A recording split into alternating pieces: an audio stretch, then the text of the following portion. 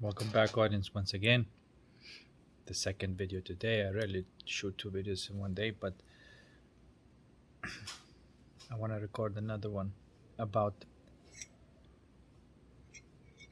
seven Hermetic principles or seven principles of thought, or which, by the way, thought, the, the thought God, right? It's related to primordial thoughts. And I'll talk about the structure of consciousness and how it is being structured from these primordial thoughts. How everything is folded based on these seven Hermetic principles. I know there's a lot of information out there, and they talk about what that is, and they say the law of gender, the law of polarity, the law of this. But I read these books many times, but there was no resonance. I think that they missing a lot of pieces from the originals. And I'm going to look for something more original because to see if it resonates what I've actually discovered through my own exploration of consciousness, and which, by the way, that's the best way to understand. And if there's a confirmation in the literature, you can see if the literature is corrupt and it's not correct, and if it's correct, because you can see, the bullshit alert is like, I don't know, that's because you are comparing to your own observation, direct observation. Not these are not beliefs, these are not thoughts. This is not like you read one book, created the belief, read another book, and that belief don't match that belief. This is not a battle of beliefs. This is a direct observation of the way things are without any kind of question, because those seven laws or those seven thoughts, those seven original thoughts, they are thoughts. They're not these thoughts that we're used to, which I'm going to get to the point of how these thoughts are being generated. But I'm talking about those seven primordial thoughts that structure consciousness itself and your experience. Why is it important? Well, if you open each one of these thoughts, or for that matter, the first thought under which everything is folded, you get to experience the reality in a direct manner. And that's what I would call the 0 point.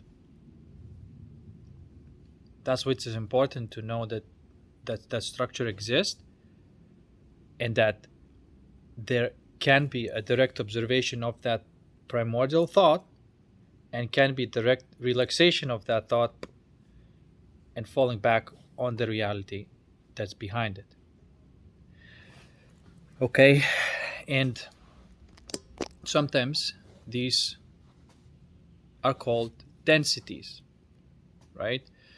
But they're nothing more than a thought producing that experience. Okay, now let's see if we can go back. Let's start from the beginning, and then we're going to go back. The beginning being that in your experience right now, there is this thought functioning always in the background that says something either is or isn't. Now, you cannot really argue with that, because that's how your mind works, and you can definitely say that something either is or isn't. But that's just a thought. A thought being primordial thought, nonetheless a thought. That's why the trick is, almost like a hack, is to see what's in between is and isn't. That's how you can relax that primordial thought and pop into that reality of what I would call flux, that immediate stillness and peace, and there may be some degree of bliss there.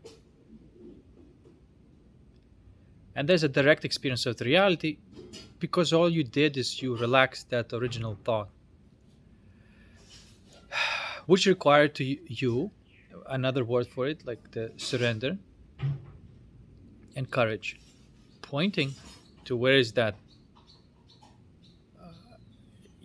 in betweenness is.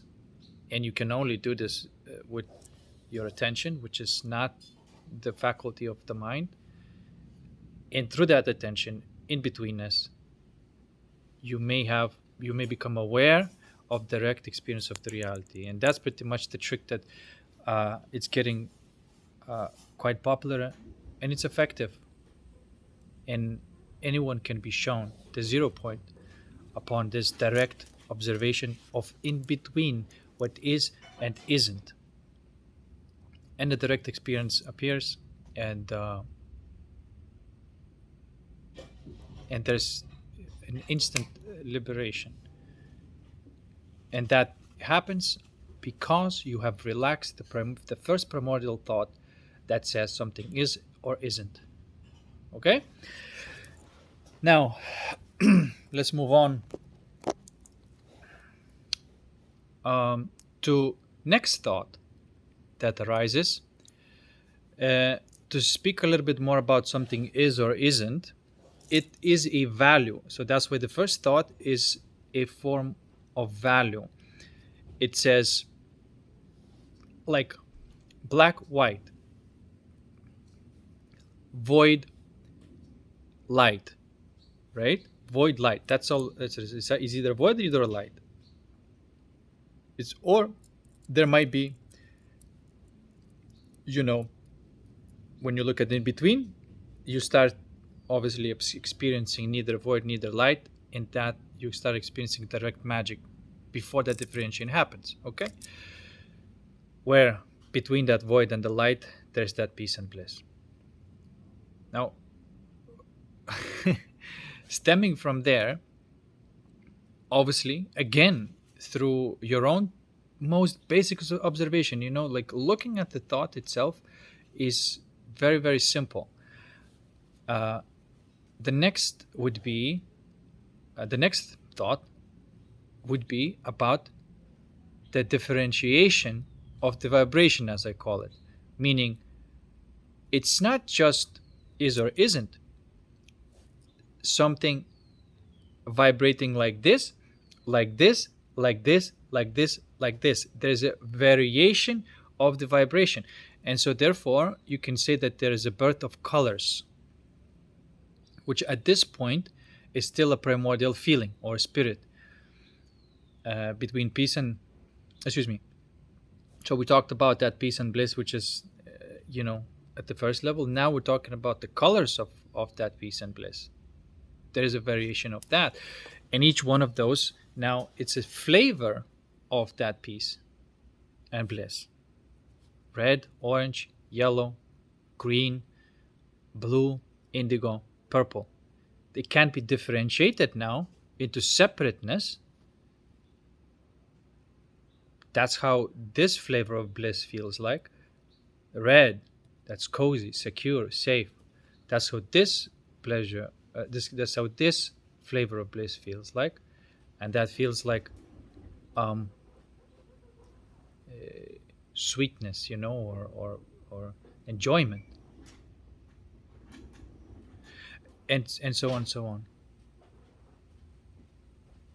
Well, I'm just going to mention a little bit. I don't want to expand on this, but yellow flavor of bliss is that of feels like it's like a intense, sharp strength. That's another thing, just being. That's people attribute that to the will, to power. It feels like that. But at this point, we're just talking about the primordial states of consciousness. We are not yet. We can't really put anything more to that. But that's how it feels like. The best thing that we can do is just put a label that says that what is it? What does it feel like? And it feels.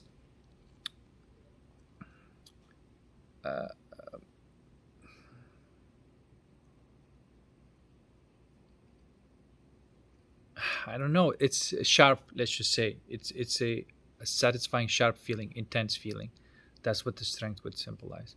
Then you go into green, and then the green feels like um, very buoyant, very emotional, very like spacious type of flavor of bliss. Then you go back into blue, masculine again. Uh, that one feels uh, like it's, it denotes the justice, but the justice in the sense that, like, what does the justice feel like? You see what I'm trying to say? And there is a certain type of equilibrium, the state of equilibrium, that feels like everything's all right, everything's gonna be all right, but there's this enjoyment.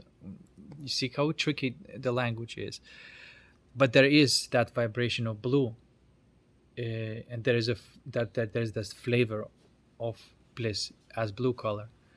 And the next one, indigo, and I was also considering what is this feeling, this and then I realized, at first I would call it clarity or beauty, and then I realized that's fascination or awe is indigo. That's the primordial feeling when there's this, like this, you're flabbergasted with something. That's the feeling. That's the indigo feeling. And it's usually through the experience of seeing something.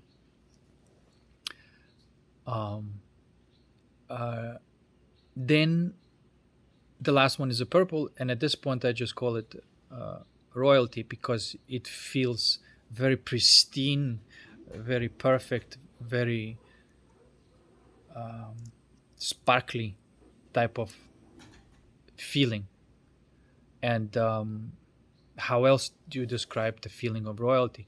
This is why, like, I've been looking, and I'm working on putting words that could perhaps correspond to these states of consciousness, because I think that work hasn't been done well. I looked at all these models that out there exist, and they do not correspond directly. That there's so many like different words are being used for different states of consciousness, and they're used interchangeably, and like there's no one model that says, like, this word is specifically means that, this one specifically means that. For example, the word excitement. Now, the excitement can be used as a value and the intensity of vibration of that each individual realm of feeling, for example. Right? This could be the excitation of red, excitation of blue, yellow, orange, right? There could be excitation, but there could be all sorts of flavors of excitement. You see? So then there's this word that just means an engagement of that vibration, but does not denote which one it is. Okay? But the word like joy or laughter, or you see that even the word ecstasy can be also quite tricky. Pleasure, perhaps it's a really good word too, but then again, there could be different types of pleasure, you see. So there could, for example, you could say that the feeling of feeling cozy, which is security, which is red, you can say there is a pleasure of feeling cozy. You see? Because nothing is really like pointing to its exactness. So there's a lot of words like that, like excitement, pleasure, that could mean all sorts of types of excitements, but there got to be the words that describes the direct feelings as well, that if you place the label on the red, then you cannot place that label on the orange. It just applies on the red. And then the language has lots of different words, but how do you decide which one means what? That's the tricky part, you see. But there is that structure of consciousness, that there is red, there is orange, there's a difference in the vibrations. You can see frequencies. So anyway, the thought of vibration is the second one. I'm sorry for expanding on this subject. Maybe I should keep it short and not to branch out that much, because this subject is only about those 7 principles. Okay, next one. By the way, at this point, there's only the direct experience of is, isn't, and now it's this type of vibration or that type of vibration. There's a variation of colors on top of is or isn't. Then we move to the next level, the next thought, and that thought is patterns. Now, you can have a pattern of that vibration, of that feeling. It can be going, pa pa pa pa pa, like a music, right? It doesn't have to go like all the time, Through all these different frequencies, now you can create the patterns, tuk tuk tuk tuk tuk, whatever. And so now there's an experience of that direct vibration in the form of patterns. Patterns, the thought of patterns. Okay. And when this happens, these are just patterns that are spontaneously created when the patterns are being born. And now you still have the thought patterns, the sensations, and the feelings. They're still all in one. And by the way, at this point, there is no you as such yet.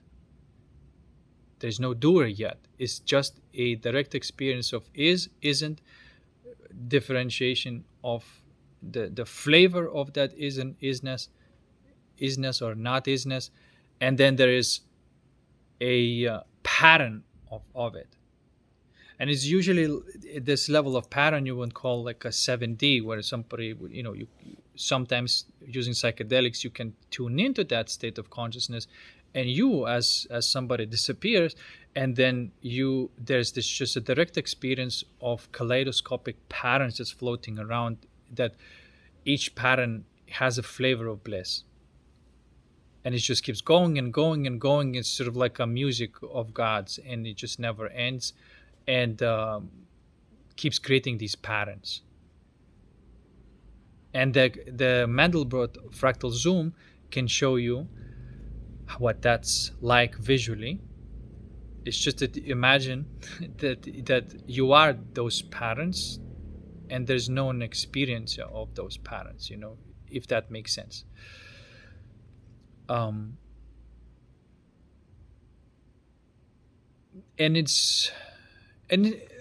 that's the direct experience of that third thought, patterns, the patterning.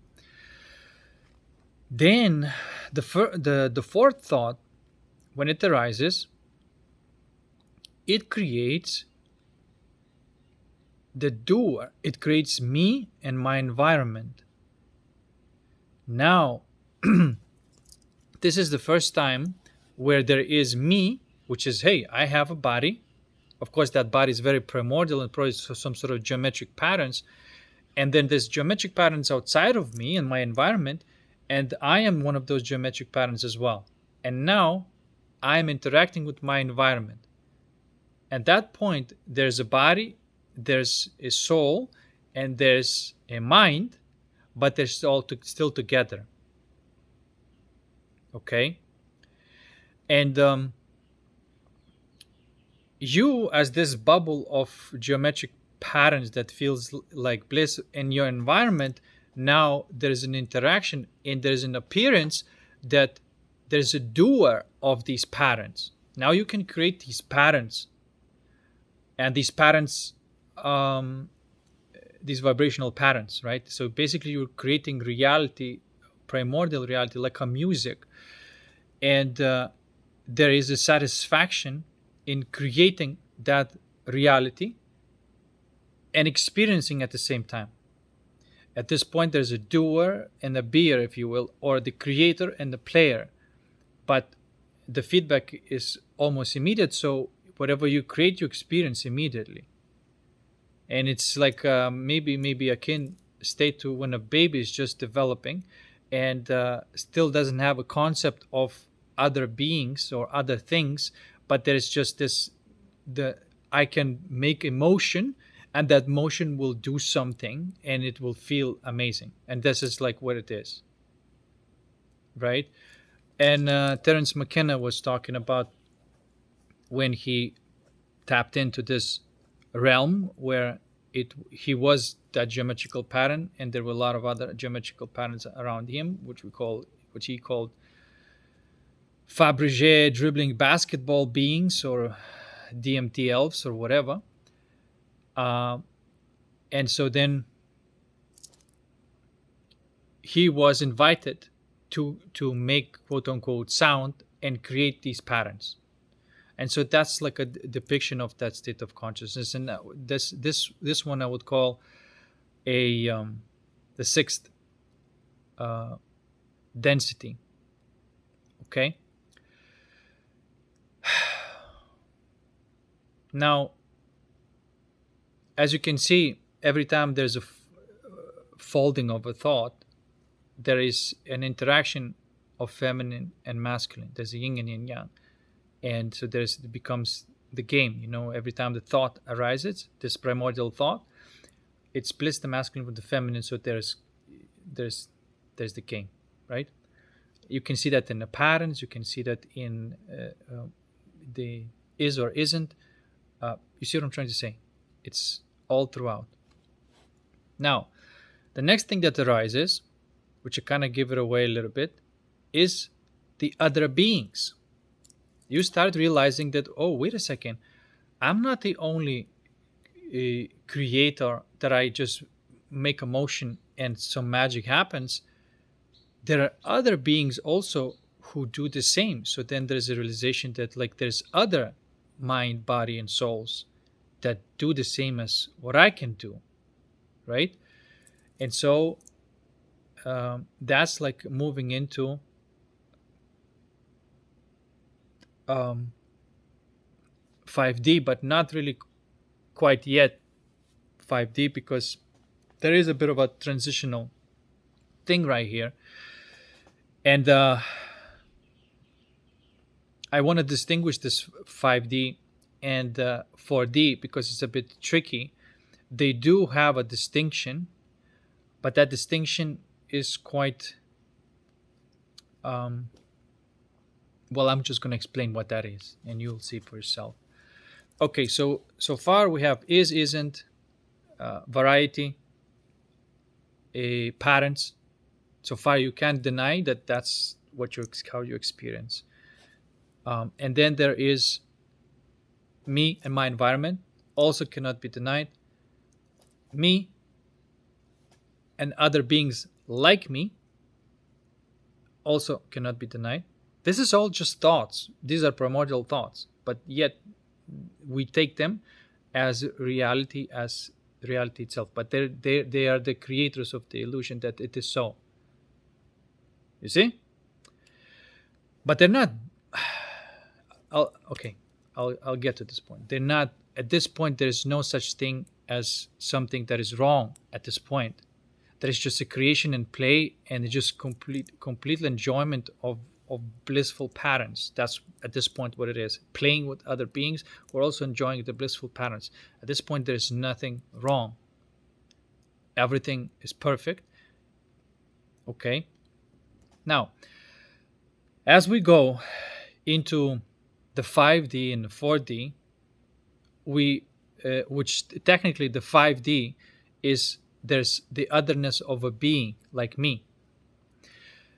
Then the 4D, now, and that's the important part, there is a birth of a thought that says there are things. There are things and objects. Okay? There are things and there are objects. Now, when that happens, that there are things, in this moment something very important happens.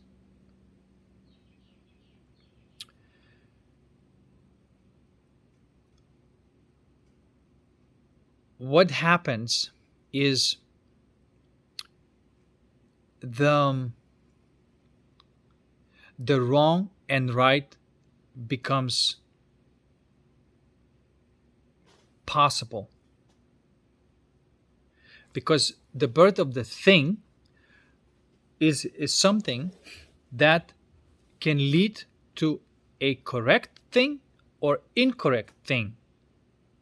Okay, but again, at this point, it's not yet a problem, but there is a possibility right now to have an identification to the ego. Before, where I said there's me and my environment, there was just like a soul being where body, mind, and soul was all in one. And now, because there is an existence of things, and so now when there's an existence of things, you can have a specific type of body that's made of things, hands, all that stuff, and then you can have a being outside of you that also is made out of things, right? And so now there's a reality of things, and there could be good things and bad things. This is where this an introduction of good and bad is placed, and what is good and what is bad. Now, everything that is created from the state of that blissful patterns creates a pattern that resolves itself back into the flux, back into the bliss. So basically it is like a correct pattern, right? Now, with the emergence of things, there could be incorrect patterns. Okay? And so when it happens, it's like a game.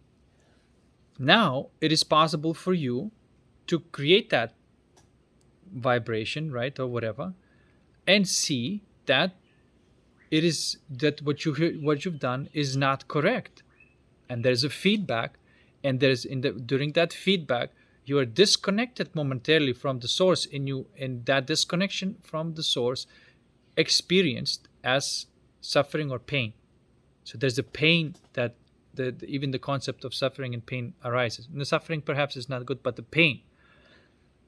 And with the arising of things, there's a separation of pain and pleasure. Before, pain and pleasure was kind of one and the same. Now there's a separation. Now there's you as an agent of doing something, and there are things outside you that you can move into certain patterns that you are required to move in order to resolve that puzzle and go back into the state of bliss. Okay? So there's this desire that is at this point. But as you can see, at this point, it's not a problem. Because, why? It's not a problem. Because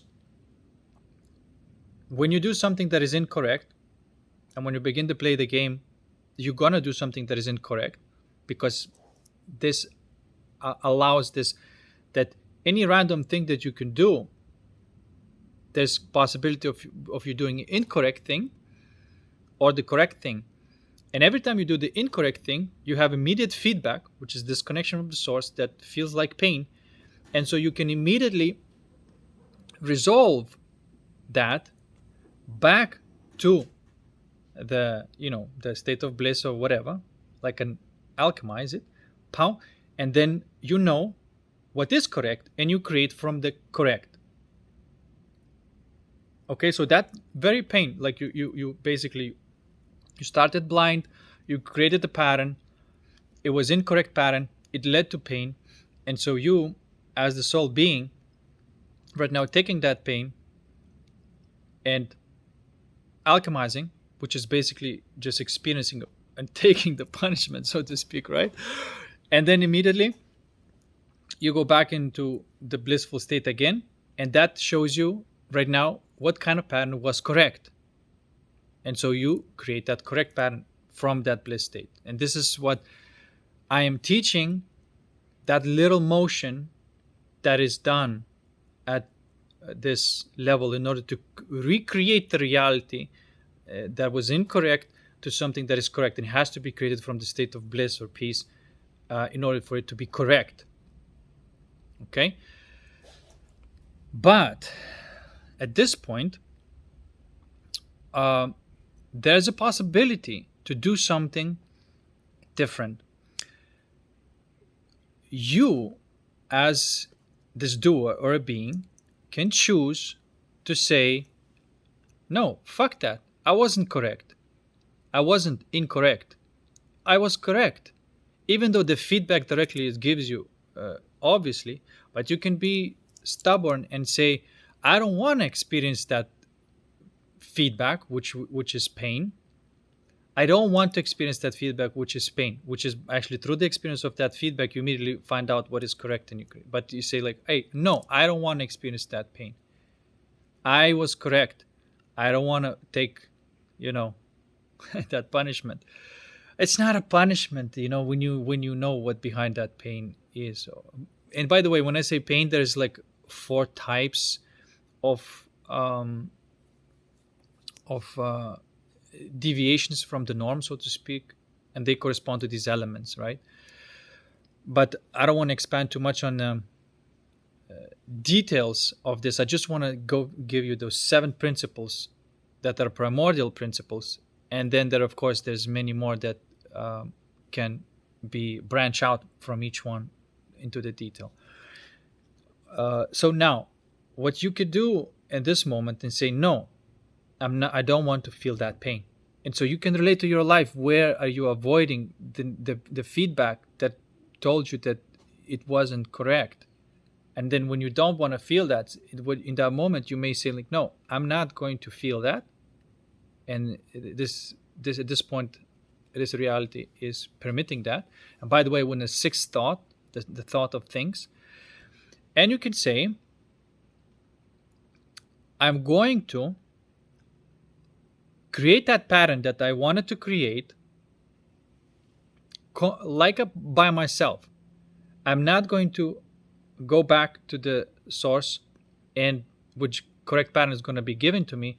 I'm going to hammer it in, and I'm going to use my operating system of things to create that outcome that I wanted to have. And so then now you are disconnecting from the source.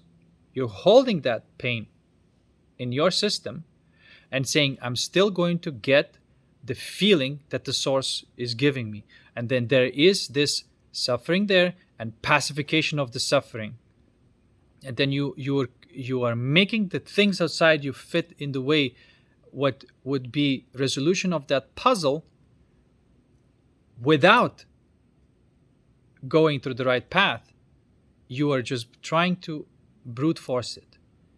And so when you do that, in that moment, you got to create a belief out of which you can create a reality, but there's no resolution of the suffering. And that's when the ego is born. Okay? Ego is a thing, and only with the invention of things can that be possible. But the invention of the things was not to grow the ego, right? It was so there could be a further challenge of this game, right? This play of light. So what happens here is you can see what's going on with the entire world, with the entire society, obviously with you. That in that moment, and remember, I don't know if you watched my previous video where I said that there are some beings that are like that. They don't go back to the source and they don't accept that they were wrong. Feel whatever there's need to be felt, and create from the pattern of peace and bliss. That is the correct way of receiving the feedback, correcting yourself, and you see what I'm trying to say. That's the point of you evolving. We all started, as you can see, with this invention of things. We all start naive, and we all like randomly cast these, patterns, and they end up leading to something good or not. It leads to pain. Oh, that was not correct. So we all starting blind. Which, by the way, this is how the artificial intelligence is learning to walk as well. It's all trial and error. But every error that you make leads you closer to the truth. Okay, that's just the game. And so, okay, now, moving along, what happens in that moment? What happens is that a being refuses, I don't want to be biblical here, but there's a refusal of erroneous way and sort of like disobedience to God, so to speak. Again, I don't want to be biblical, but there is this disobedience to the source, if you will, or disobedience of the way the game must be played or ought to be played. And through that disobedience to the source of things, which is bliss, peace, there is automatically obedience to this operating system of things. And say, no, this operating system of things will get me what I want, and I don't have to go through and alchemize this uncomfortable feeling. I don't have to do this. I don't want it. And then when you do this, you cast that uncomfortable feeling upon the others. And so every time you receive the pleasure due to this brute force way of playing reality, you cause suffering to somebody else. And the only way you cause suffering to somebody else is because they bought your bullshit. But the thing is that like all this pain that you have created, that is yours. You just temporarily put it on somebody else. But the moment when somebody else is going to say, you know what, I had enough of your bullshit, everything is going to come back to you. And so every single error that you made in your life, you're going to have to work through every single one.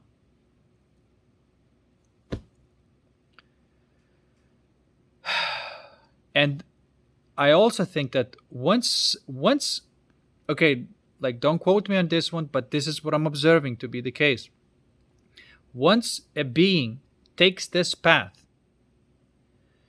it is unlikely, or maybe not even possible, for them to wake up the midstream. It appears to be so that they are spiraling in the wrong direction, and they don't see that there's a possibility to go the other way because they don't even want to acknowledge the possibility that they have to face their own crap. So they can't be even responsive to that idea. And when somebody says that truth, they just say, hey, look, this is how it all works, they get triggered and they double down on that bullshit. And but whoever is speaking something that is aligned to the truth is just giving you feedback, but they tend to be doubling down on their bullshit. And that's when you know if a person is for real or not. But when they realize that, oh my God, I'm creating my own suffering through it's this reality has its life feedback, and if I disobey the right way, I immediately receive the feedback, right? But it's not like anybody's fault. The only mistake, we all make mistakes because that's how we start. But when you make a mistake, you get the feedback, you alchemize that, and the next time you create a pattern that does not lead to that, leads to something better. And there may be another mistake, and we keep on learning like that through the mistakes. And as you can see, based on this little model of consciousness, um, it wasn't a mistake anyway because you couldn't have freaking avoided it. Because you start blind. You know? So all these mistakes needs to be made, but they need to be, once you make a mistake, there's the feedback of a mistake, experience that feeling, go back to this peace and bliss, create another pattern, which is now is going to be correct. Okay? And that's the difference. And the person who is obviously caught, who made a mistake, right? Even it wasn't really their fault to make a mistake in the first place, but they believe that it was their fault, and so then it becomes very difficult for them to absolve themselves of it and say, "Yeah, I fucked up," you know. Yeah, I fucked up. All right, what's the deal now? Okay, it feels bad. All right, then I'll deal with it. I'll feel bad until everything just burns away, and then I'm gonna be feeling good. And then because now I'm feeling good, I'm gonna take another stab at it, so to speak, which is going to be great. Do you see how it all works? But if the being does not let go of that fact that it was all right, and it's okay to just say, yeah, you know what, I fucked up. I don't know what I was thinking. I thought I can get away with it, or whatever, you know. Then there is this. The person is moving on the right direction, and I really think that it's a directional. Once a person starts moving on that direction, I don't think you can talk that person out of it. And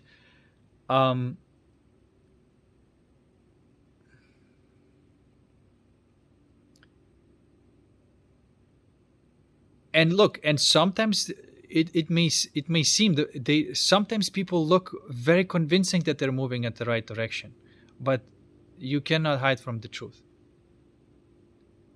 Their energy speaks for themselves. They always want something. They always fidgeting. There's like you know, and stuff like that. Yeah, okay, I don't want to talk about this, but what I'm trying to say here is that, like, it seems that the path of the villain, once it's chosen, it has to go all the way to the the collapse of the villain, and then there is this reworking the karma that the villain has to do. You see? And I don't know, like, they say that, look, I don't know anything for sure beyond that thing. I just observed that, like, some people, if they are going that way, that they just tend to go all the way. And temporarily you can kind of maybe like snap them a little bit out of, but if you leave them to their own devices, they tend to just spiral it down, and it just, you know, it becomes like hard work to keep them on the right direction, and just takes your energy to keep them on the right direction, and just takes you out of your own right direction. That's why you got to let them go, hit the rock bottom. That may not sound like the most compassionate thing to do, but that's probably the most compassionate, most correct thing to do. And that's just my experience. If somebody can show me otherwise, if somebody can show me that somebody who did not hit the rock bottom was able to stop himself from lying and deceiving midway and turn around, okay, let's see if that's really the case. But I've not seen that happening yet. Okay. Now, as you can see, at this point, we have not created the last thought, which is an experience of time and space, which is also a thought. We have not created that. So we are just in the 4D, and we have not hit the 3D yet. But now we're in the 3D. And now the difference is that the feedback is very slow. Okay? And so in a previous scenario where everything was just basically an experience of astral, and somebody creating wrong patterns and perhaps not wanting to, to correct themselves through the way of source, was creating something that is very ugly, ugly, ugly, ugly, ugly, and looking for the ways to pacify that ugliness. But it was very fast because it's a real feedback. And so they probably have just like, they create something ugly, ugly, ugly, ugly, ugly, and then it gets to the point where just everything starts like burning away. And so that's why in astral that feedback is very fast. And that is why people who tend to tap into the astral, and sometimes like these people who are villains and they take psychedelics, what happens is that their erroneous ways just gets accelerated. They get quickly accelerated in the astral, and the feedback is given to them much faster. So now they don't have to create, they don't have to go through a lot of time to get that feedback very quickly. But they're very likely they're going to double down all the way to, them being wrong, and create that thing that was very ugly, which what we would call an entity, but it's not connected to the sources. It's a thing. Okay, we're talking about things here. There's no being. This is why, like, people who are functioning in this world, everything to them is a thing. They don't have a connection to being yet. They don't have connection to 5D, which is where the being starts, prevalent. So they don't consider that like, oh, there's another being there. They look at this at people as things. That what can I get from it? Like how can I pacify my suffering from other people, whatever that may be? What that person can give me so I don't feel like I'm suffering. Can I get status from this person? Can I? See what I mean? Like, it's all things. That's the 4D level of mentality. Okay, so now in the 3D, which everything becomes slowed down and dense. However, at no point that mechanism has changed. As you can see, when you receive that feedback of pain or suffering, you immediately can alchemize it, connect it to peace and bliss, reimagine how it's supposed to be. You're still in the game, you're still playing it. There's just an illusion that there's time and space, which is thought. And there's also an illusion that there are things, which is also thought. So you have to bring these things and the time space in that layer, and your psyche has to live on a 5D and a 6D level. And it's what I would say, the 6D would be more like a creative activity, and 5D is more like a playing activity. But they're both blissful experiences, because you can see at that point there's nothing wrong. Now, I want to say something where this is misunderstanding of this. There's nothing right and wrong ultimately. And it can only be experienced when you actually relax the thought of time, space, and relax the thought of things. Only then there's a direct experience that, oh, everything is perfect as it is. Not to say that you create a belief again, which is how the belief happens in the world of things. The belief is a thing. You create a belief that, like, oh, there's nothing wrong or bad, so I can do what the fuck I want. Do as thy wilt. That's not what it means. If you just created the belief that there's no good or bad, then you're going to create a lot of bad because the belief is what bad is. The belief that there is no good or there is no bad is what bad is. It's just like, oh, I can do whatever I want. No, you can't do whatever the fuck you want. Like, if you're talking from this ego perspective, you cannot do what the fuck you want. You are here to do something, get the feedback, and if the feedback is negative, correct it within yourself and do another stab at it, which is closer to the truth. If there's something more to alchemist, that's what you're here to do. You're here to create from that perfection. And this is why, like, you got to relax the thought of things and the thought of time space. And those are the first two hurdles that people sometimes face, because then there's an experience of that me, which is a thing, an ego, is dying. So that's why it's difficult to surrender, so to speak, to relax that thought. Okay? But without that, you cannot access the state of 5D. And the work is right now to the alchemist is just keep alchemizing that for the crap, because it's been built up. And the way to do this is obviously as I described it. You got to alchemize it, and the way to alchemize it, you have to bring it back to the source. So there's this process of direct experience of a thing or something that is incorrect, that feels like a pain, and connecting back to the source. And there's one way of doing it, like I said, just going directly to the first thought and relaxing that, and you connect to something in between that is and isn't.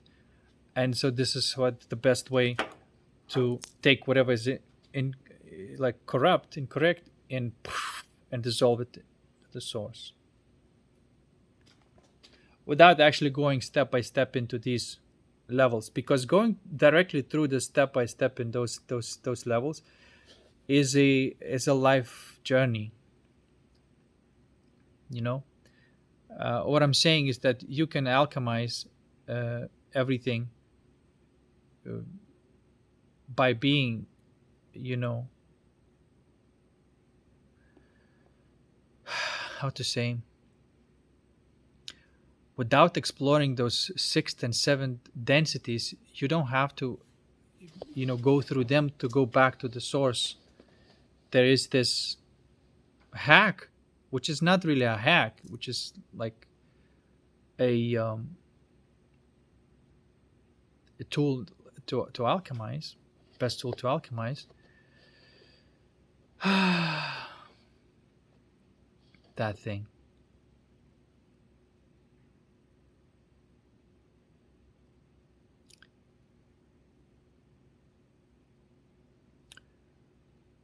So I hope I explained those 7 principles of thought, or 7 Hermetic principles, in a direct explanation as I've experienced them myself. And not how it is written, because again, it's just it creates beliefs, and it's not practical. This is very practical, because if you relax the 7th thought, which is time space, what happens? You enter in a state of trance. In a state of trance, you still have a thought of there's a thing, and there's a, like, you know, let's say other beings, right? You can relax that as well. Poof, there's no things.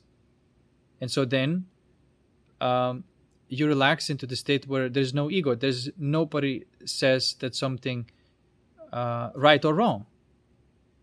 So you're in a state right now where everything's kind of like more innocent. There might be in that state there are other beings, but they're just like you. You're not afraid of them. They're not they don't care anything right or wrong. Everything is love, right? So but you're in that state of trance right now, that you experience everything is love. right? And you relax that thought that says that there's other beings like you, and then you go into the state that is just patterns, you know. And but there is such thing as me is a pattern, and my environment is a pattern. There's still that. Now you relax that thought. Now there's no difference between you and your environment. You are just these kaleidoscopic patterns. Now you relax that thought, then there's no patterns anymore. There's just rainbows. And then rainbows turn into the unicorn, which is white light and that pillar of light. And then you relax that thought that says that there are colors and the differences in the bliss. And then you relax that thought and you, no, there's just one primordial bliss. And then, even then, you can go even further and relax that thought and you go, holy shit, there's nothing ever was or ever will be. It's just eternal peace.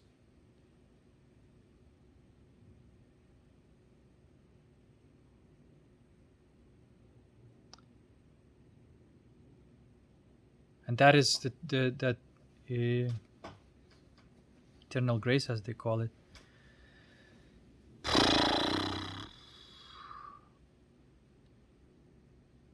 And that happens upon relaxation of all those thoughts. By the way, they also correspond to the frequencies and, alpha, theta states, and these are all corresponding to these states.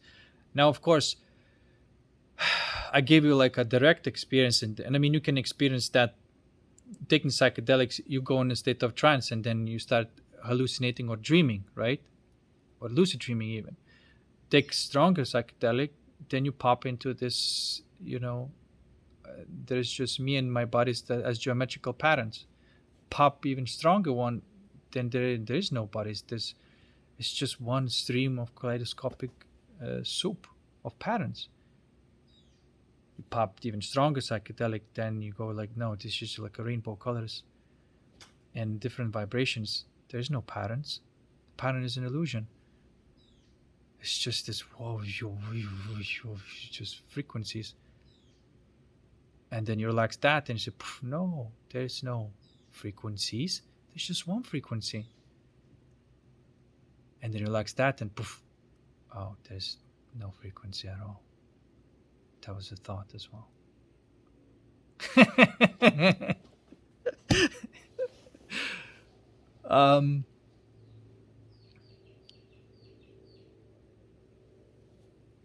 Anyway, hopefully that helps. And hopefully we can apply it in your day-to-day life. And look, I'm not gonna lie. Right now, the most and the highest importance and leverage in this game is alchemy. It's that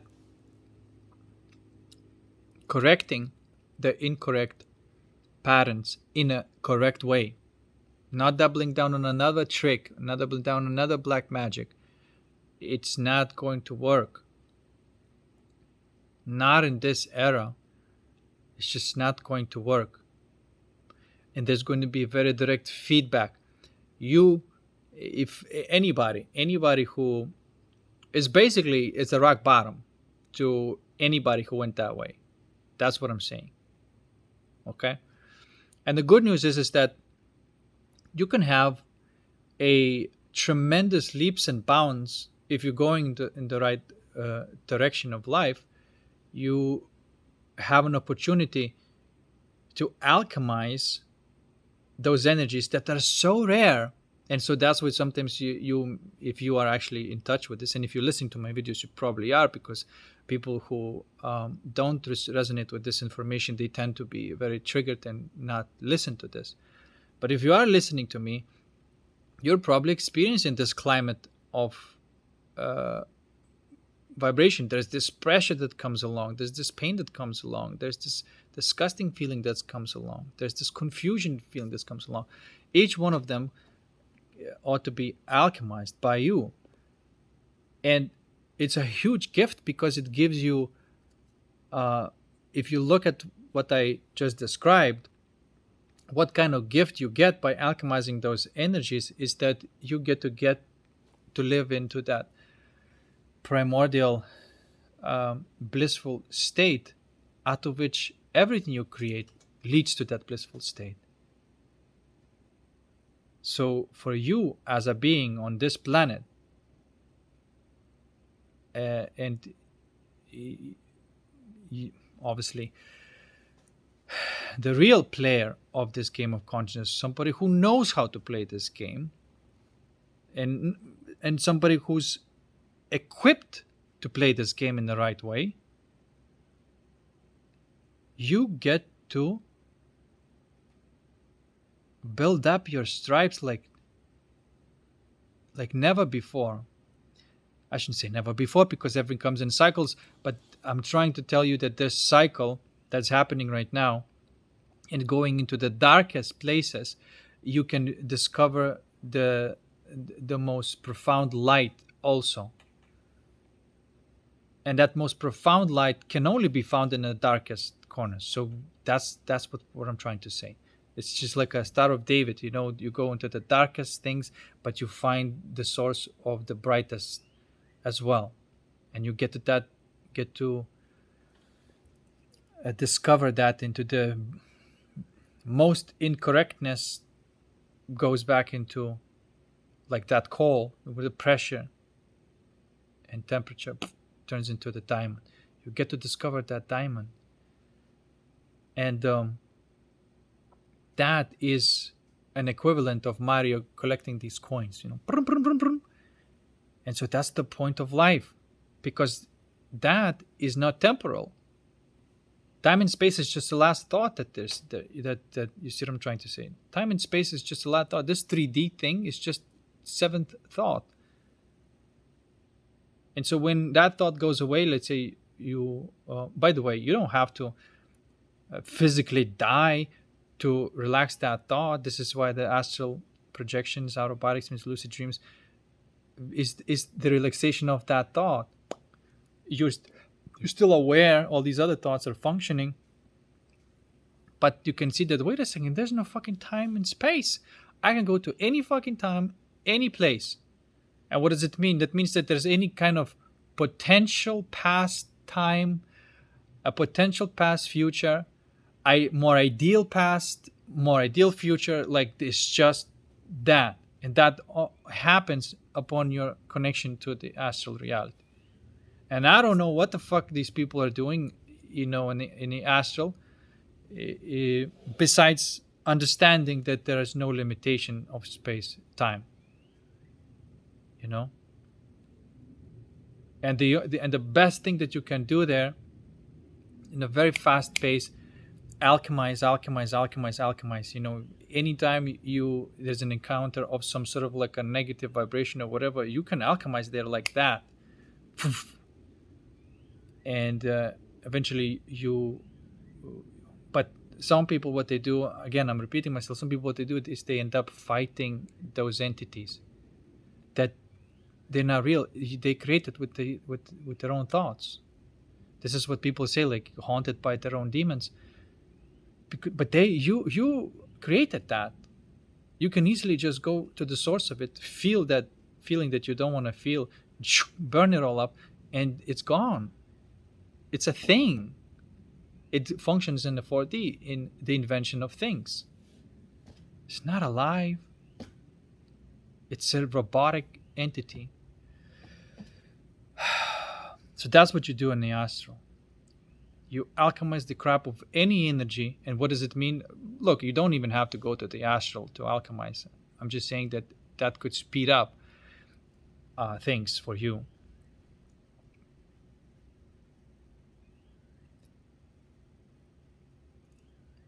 And to some people, may not be a necessity to explore higher densities and to relax these thoughts further, because every thought you relax is a certain type of, it's a big deal.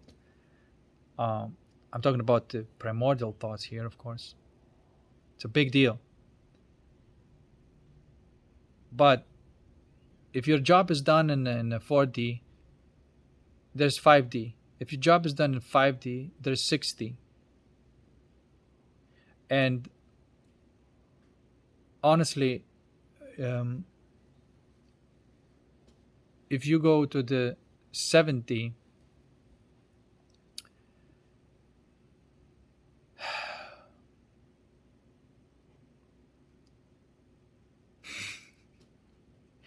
there is no creator anymore, you see.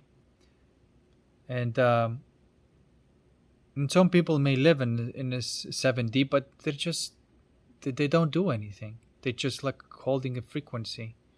There might be like a nice frequency, like to be around, but they don't really do anything.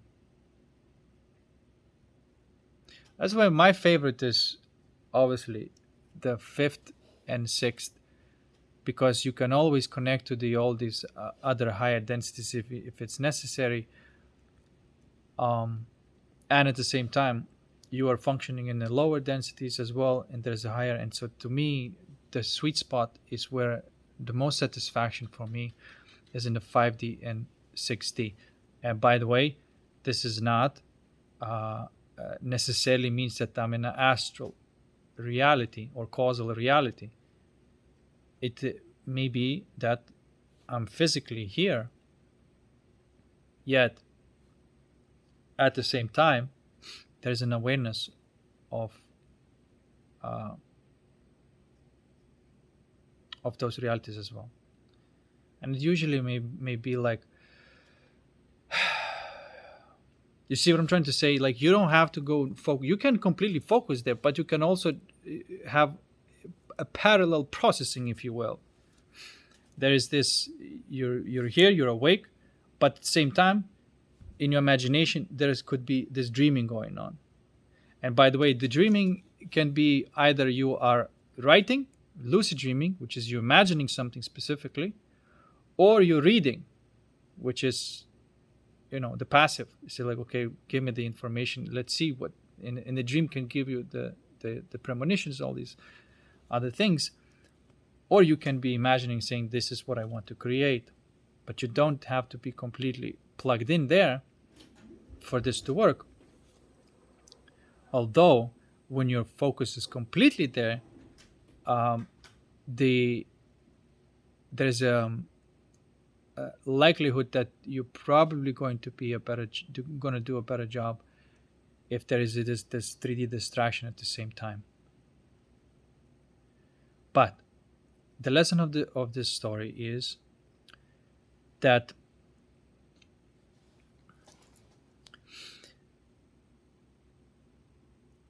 even though they're all nested upon each other, you can be experiencing everything at every layer at the same time. You can be like spread through all of those.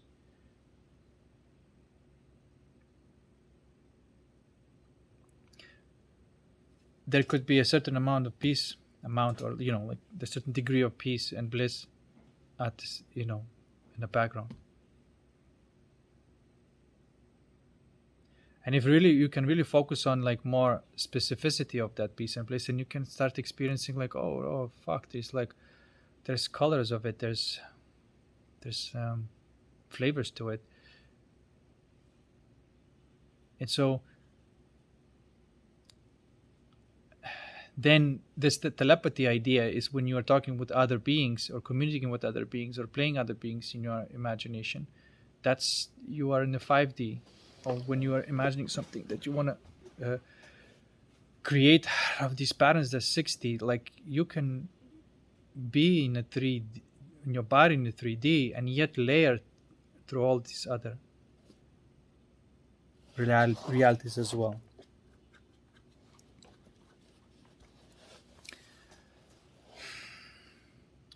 But I think that the moral of the story is that unless you have relaxed each of the thought and for example, if somebody never had an experience of like astral projection, right? But they have like some degree of suffering. Somebody could guide them to this realization that the suffering is being held upon thoughts. But if you dissolve the first thought, it's experienced directly as bliss or peace.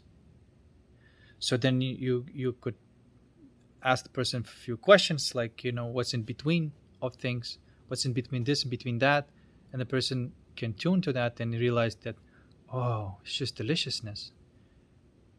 And so everything that was suffering turned into that, right? So yeah, they touch the source and they can continue their lives not really exploring any, without exploring any of these in between, and they may live a very like a happy life as it is. But as you can see, that's not to say that there are no journeys left. It probably is going to be for some time. It's all right. Everything's perfect as it is.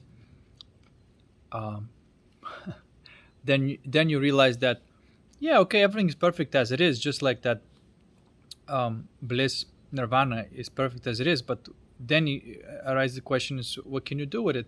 Just like these original thoughts popped up after another, exactly the same thing happens to people, to beings. You see, like, oh, what's next? And then that's what's next. And then you do that. Then after that, you see what's next. That's what's next. So that there is this illusion of progression, even though everything is illusion from the first thought. Nevertheless, it can be. You can be a director. You can be an actor. You can be producer, writer, or as they say, life can be a dance. Life can be a movie, or it can be a video game. And there's many ways of playing the game or experiencing this reality, but that does not change the primordial principles and how everything is structured. And just knowing this little map and exploring it directly will show you what's really going on. All right. It's been a long video, but hopefully that made sense.